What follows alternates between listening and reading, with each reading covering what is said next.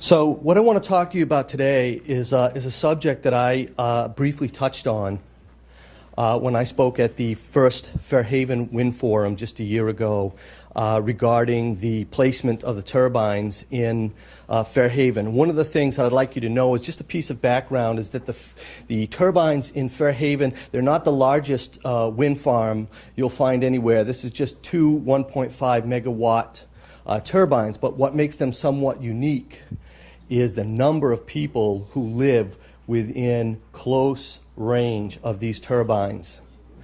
You've heard some numbers kicked around today of 1.5 kilometers, 2 kilometers, and so forth. So I did a little bit of rough math, and there are probably about 6,000 people living within a 2-kilometer radius, and I will show you some information about that. Now, I really have only two very simple ideas that I want to suggest to you today. And they're both regarding the situation with the turbine sightings and human rights. And the first idea is very simple, and that is that the idea of informed consent, which is a fundamental ethical principle for all medical research, and it has been ensconced in many, many institutions, including the World Health Organization, the World Health Association, the United Nations. It's in the Geneva Convention, the Helsinki Declaration.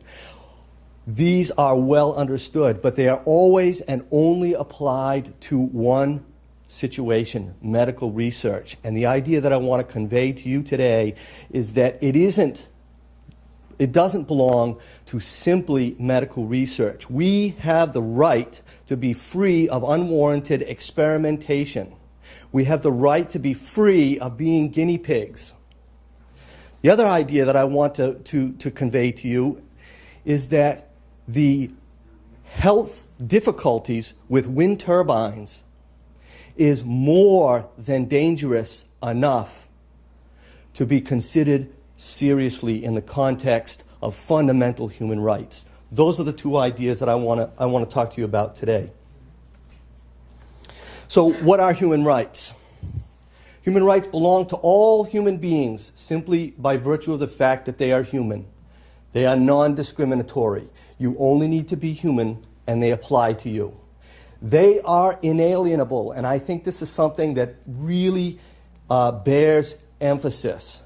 You cannot vote away human rights.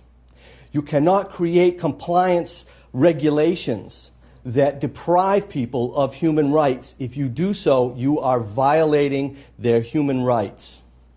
And finally, they don't disappear with political boundaries. They don't disappear. Human rights don't disappear, for example, if we have a right to not be tortured, even in war.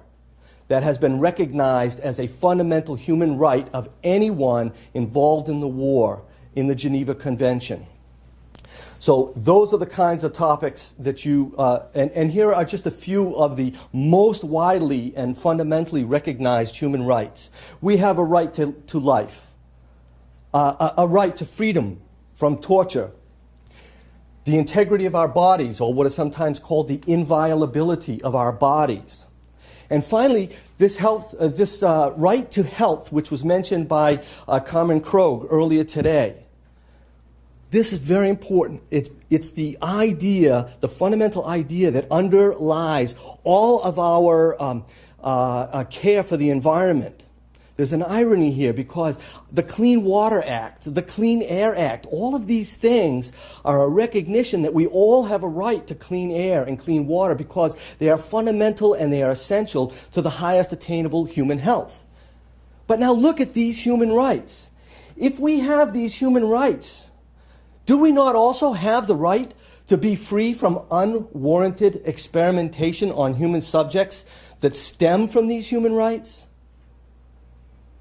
That's a very simple idea, and that's the opinion that I have formed about what's going on here. Now, I want to talk to you about one of the most fundamental sets of ethical guidelines that have been developed in modern history. It's called the Nuremberg Code. The Nuremberg Code is a series of ethical guidelines, the very first one of which is something called voluntary or informed consent. Okay? It also embodies the principle of something else that I want to tell you about, respect for persons, and finally this idea of social justice and what is right and wrong. This set of guidelines was created by the American Military Tribunal to try the doctors who were members of the Nazi regime that conducted unwarranted experimentation, horrific experimentation, on Nazi prisoners of the concentration camps. Okay?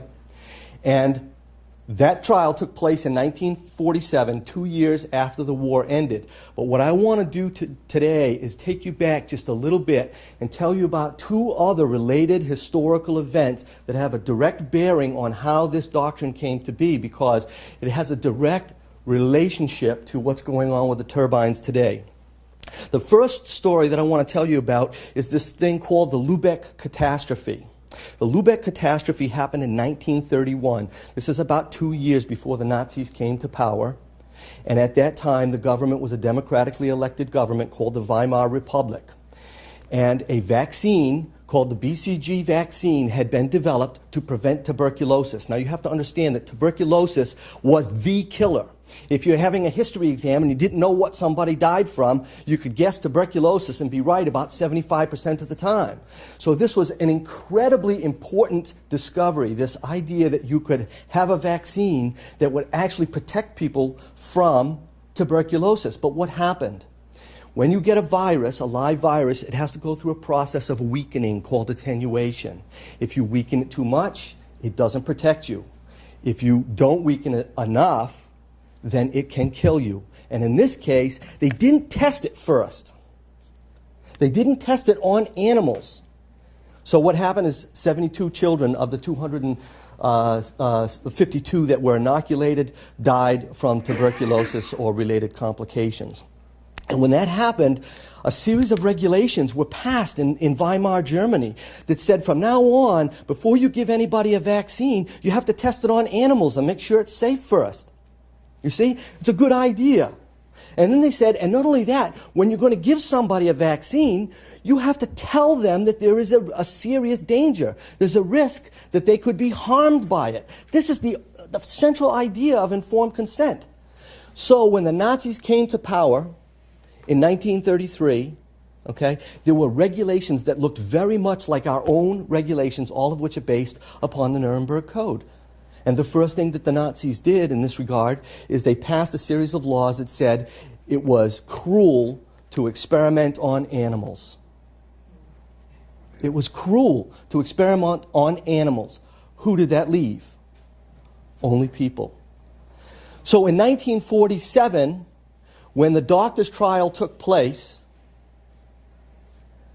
the 23 defendants, including Karl Brandt, who was considered to be the chief medical sponsor of these experiments, argued that what they were doing was not against the law. And it was true. Now, let me just tell you very briefly about the Tuskegee experiment, because I'm going to bring it right back to the Nuremberg trials in just a moment. This man is an employee of the federal government in 1932 as part of something that came to be known as the Tuskegee syphilis experiments. This was a series of experiments that where the Public Health Service of the United States, the forerunner to what we now call Health and Human Services, lied to a group of rural black farmers and told them that they were going to get free medical care if they participated in this study. They lied to them. There was no informed consent. And they believed that they were getting health care. They believed that their health was being protected by their participation in the study. And what was the result? 500 men were allowed to mature through all the stages of syphilis, and by the time the experiment was over, all but 27 of them were dead from syphilis or the related complications of syphilis. And this was a study that was conducted by the United States Public Health Service in 1932. So in 1937, when the experiment was still going on, and the Nazis said, and you do these kinds of experiments in the United States as well, it was absolutely true. Because this experiment, among others, were ongoing. Now,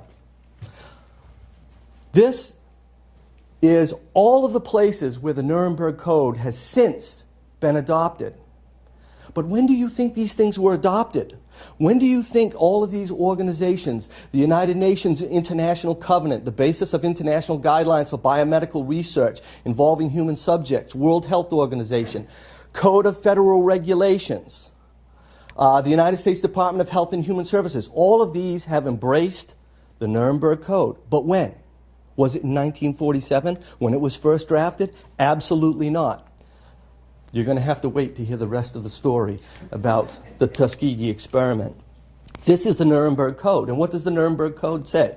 Rule number 1. This is a very shortened version of it, but it's online. You can download this from the Department of Health and Human Services online today. It's still there.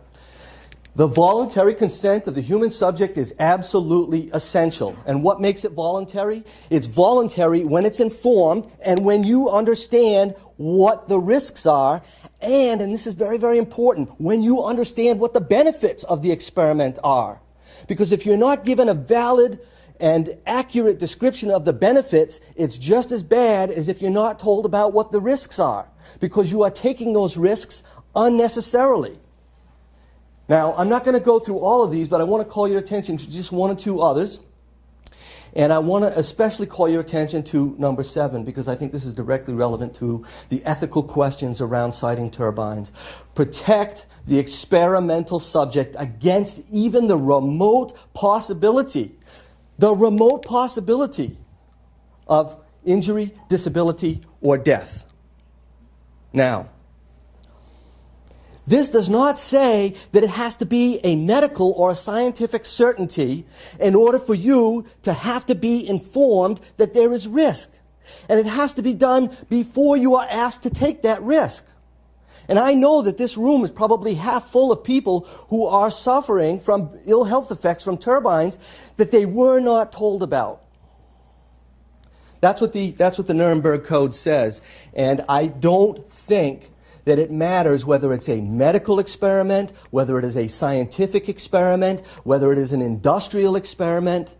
You see, for 2,500 years, we lived with do no harm. But the reality is that do no harm was crafted by Hippocrates when he knew there was a relationship of trust between a patient and their doctor. This is no longer that relationship. If it's experimentation, then the result that they're after is the results of the experiment, not the health of the patient. And that's why the only thing that matters to make it, in my opinion, the only thing that makes this matter as a set of ethical guidelines is whether or not you are putting people at risk of their health. And there's a reasonable reason to think that they may suffer harm. This is a comment that was written by Evelyn Schuster, who is a bioethicist. It appeared on the 50th anniversary of the Nuremberg Code. And basically she wanted to review this, and she did so in the New England Journal of Medicine. Informed consent, the core of the Nuremberg Code, has rightly been viewed as the protection of subjects' human rights. The key contribution of Nuremberg was to merge Hippocratic ethics and the protection of human rights in a single code.